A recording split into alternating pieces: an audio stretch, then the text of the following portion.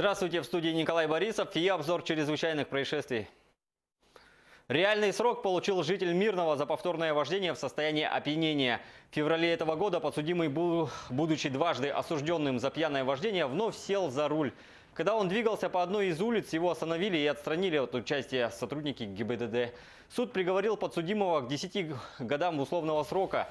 Государственный обвинитель с таким решением не согласился и подал апелляцию. В результате подсудимому назначили наказание в виде 1 года лишения свободы в колонии-поселении. Житель Черского, который забил приятеля до смерти бейсбольной битой, приговорен к 9 годам колонии строгого режима. Напомним, 3 августа 2017 года в одном из гаражей Черского он поссорился с приятелем и нанес алюминиевой бейсбольной битой не менее 13 ударов в жизненно важные органы, в том числе не менее 9 ударов в область головы. От полученных телесных повреждений потерпевший скончался. Приговор в законную силу не вступил.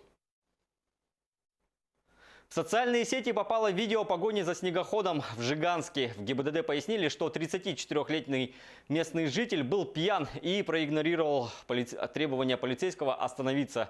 После чего и началась погоня. Интересно, что там проводится операция «Нетрезвый водитель». И полицейскими задержаны 3 водителя с признаками опьянения. И все они управляли снегоходами.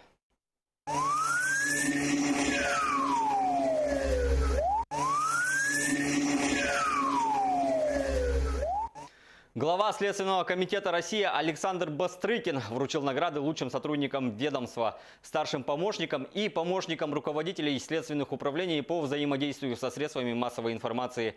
Среди награжденных наша землячка Надежда Дворецкая. За добросовестное исполнение служебных обязанностей и эффективную службу Надежде Викторовне была вручена медаль за усердие в службе. Завершено расследование уголовного дела, где 2 неоднократно судимых жителей Якутска убили мужчину и изнасиловали его подругу.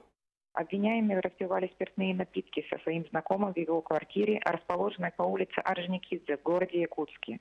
В ходе распития между мужчинами возник конфликт, и один из обвиняемых ножом нанес хозяину квартиры удар в живот. От полученного телесного повреждения мужчина скончался на месте происшествия.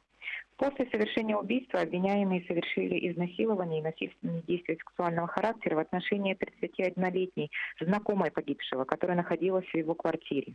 Воспользовавшись удобным моментом, женщина смогла позвонить брату и попросила о помощи. Злоумышленники были задержаны сотрудниками Росгвардии, которые, получив тревожный сигнал, проникли в квартиру через балкон. В аэропорту Якутска иностранец пытался дать взятку. Сотрудники транспортной полиции при проверке пассажиропотока обнаружили иностранца, который нарушил режим пребывания в России. Нарушитель не нашел ничего лучше, чем передать полицейскому взятку в размере 3000 рублей. При этом мужчина был предупрежден об ответственности. Сотрудник транспортной полиции сразу сообщил руководству о попытке дать взятку, и теперь возбуждено уголовное дело. В столице республики зафиксированы первые в сезоне случаи угонов автомобилей. Так, пьяный мужчина угнал Тойоту Калдину с улицы Ильминская. Госавтоинспекция просит водителей не забывать запирать двери автомобилей, а также принимать дополнительные меры для сохранности своих авто. В дежурную часть госавтоинспекции города Якутска поступило телефонное сообщение о том, что со двора дома по улице Ильминская совершен угон автомашины Toyota Калдина.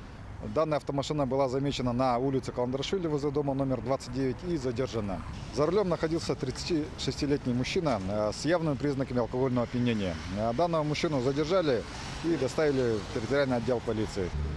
Также госавтоинспекция рекомендует всем водителям не забывать закрывать и запирать двери автомашины и пользоваться сигнализациями.